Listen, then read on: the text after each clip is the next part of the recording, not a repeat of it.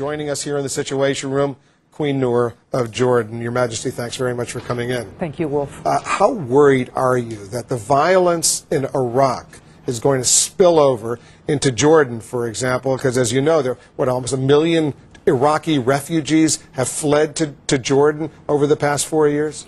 There are about 2 million Iraqi refugees outside Iraq in neighboring countries. Jordan has almost 1 million. Syria is assumed to have about 1 million. Others in Lebanon, Turkey, Egypt. They are a tragic case themselves, the fastest growing humanitarian crisis in the world, the state of Iraqi refugees and internally displaced people.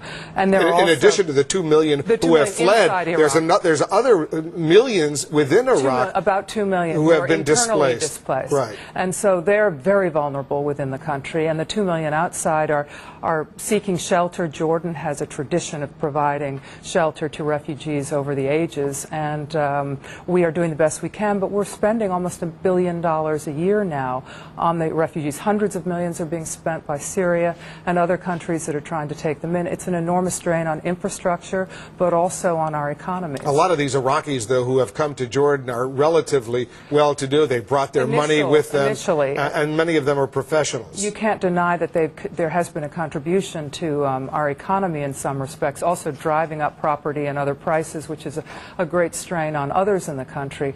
But there are also an enormous, increasing number who don't have those resources now, and who need all the help they can get. Let's talk about your proposal. Let's reclaim Mother's Day for peace. I firmly believe, you're right on CNN.com, that peace will only come to the region when mothers find their voice and say of the violence, enough is enough. Tell us how mothers in the Middle East can do that, given the history, the culture, the religious, all the problems that are underway right now. Well, there are already many, many mothers, women, and young women in the Middle East who are working together across conflict lines and within their own communities to try to promote reconciliation, to highlight the common values, the shared aspirations that men, women, and children share across conflict lines in our region. But women have a special capacity. Do they have the clout, though? Because well, they should, because the Prophet Muhammad, peace be upon him, once was asked by one of his followers, who is it that I should look up to the most? Who is it that I should give the greatest attention to? The Prophet replied, your mother. And then who? Your mother. And then whom? Your mother. And then whom? Your father. The Prophet and his followers in early Islam placed enormous value on the role of women. Economically, socially, and politically, they were given rights to contribute in the society that people were still struggling for in the West. That's been obscured by politics in recent times, but those are the facts of our faith. Because when we take a look at the role of women in much of the Middle East, it looks like they're downtrodden, they're dominated clearly by men, and they don't have the wherewithal to, they certainly don't have equal rights, shall we say. Well, they have enormous wherewithal. That is constrained in many communities, not in Jordan.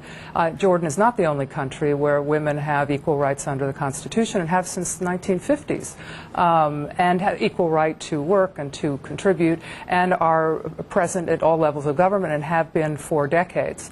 But Jordan may be unique in that sense. Not unique. There Lebanon, are other countries, but yes, you're absolutely right. But Saudi Arabia, if you take a look at, and countries. certainly some of the trends we see unfolding in Iraq right now, in Afghanistan, elsewhere in the region, certainly in Iran, you see the opposite. Those are very dangerous trends. They're very contradictory in terms of the teachings of our faith and the rightful role of women in it. That's politics, and it's so often the case that women are the early victims in negotiations over political issues in a region like ours, and often in others. But there are women, not only in Jordan, but in other regions of the world, the Middle East and elsewhere, who are actually leading the process for reconciliation, for peace. There are women in Ireland who, in fact, George Mitchell credited with having persisted even when male negotiators left the room. What should we be doing, those of us on the outside, looking into the Middle East? Mother's Day approaching this Sunday. What should America Americans specifically, be trying to do to ease this situation over there? Well, we celebrated Mother's Day, the first day of spring in Jordan. You celebrated on Sunday.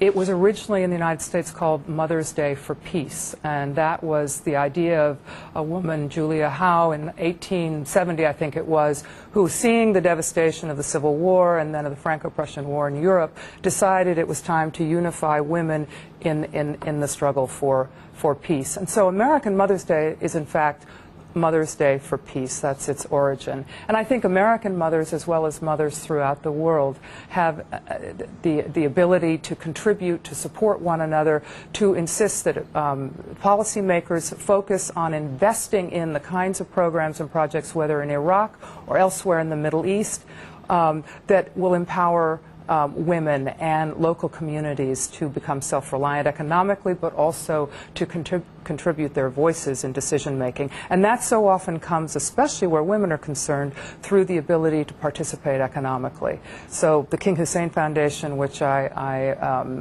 run since my husband's death, focuses particularly on women developing the skills and the opportunities, the microfinance capability, and the networks that cross cultures and cross conflict lines, where their voices can be amplified, and where a woman's natural instincts towards peace and security for her children, for the next generation, can play the role that they deserve in peacemaking and in conflict recovery and prevention of its recurrence. I was privileged to have interviewed King Hussein on several occasions, a true visionary. If only there were more leaders like him in the world would be much better off. Well, mothers can help to develop those generations of leaders. If the mothers themselves are invested in these conflict-riven communities and able then to pass on to their children a measure of hope, a measure of a sense of possibility, and the basic talents and skills that will enable them to contribute.